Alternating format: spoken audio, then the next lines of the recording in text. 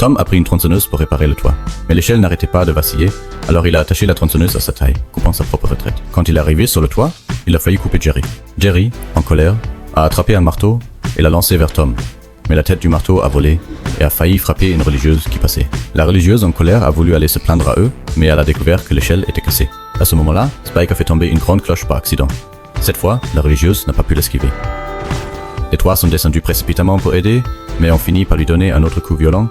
Voyant que Tom était sur le point de tomber, Jerry et Spike ont rapidement traîné la religieuse au loin. Ils ont découvert que la religieuse s'était évanouie. Spike a essayé de lui jeter de l'eau pour la réveiller. Les trois sont partis en voiture pour chercher de l'aide et ont renversé une autre échelle à proximité.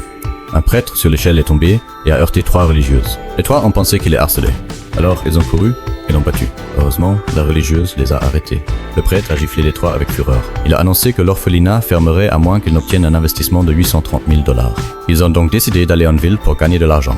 Ils sont montés sur un grand vélo, se sont accrochés à un camion qui passait et ont ainsi été traînés jusqu'à la ville. Ils ont fait de la publicité dans la ville, espérant trouver un travail qui rapporterait 830 000 $.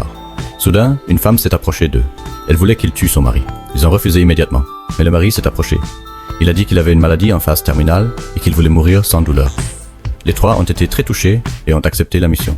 Le mari voulait être tué sans s'en rendre compte, alors Spike a crié qu'il y avait 100 $ dans la rue. Tom l'a poussé dehors, puis une voiture l'a renversé. Puis il a été traîné par une balayeuse, piétiné et a même reçu une flèche. Cela a effrayé la femme. Elle s'est enfuie en voiture. Les trois n'avaient pas encore été payés, alors ils se sont accrochés à la voiture et l'ont suivi chez elle, mais ont entendu dire que l'homme était toujours en vie. Ils se sont précipités à l'hôpital. Quand l'homme les a vus, il a paniqué et s'est caché dans le plâtre.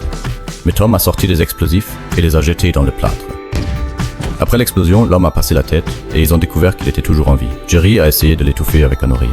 Soudain, la sécurité est arrivée. Ils se sont enfuis sur le toit, ont attrapé un tuyau et ont sauté. Mais le tuyau s'est soudainement détaché.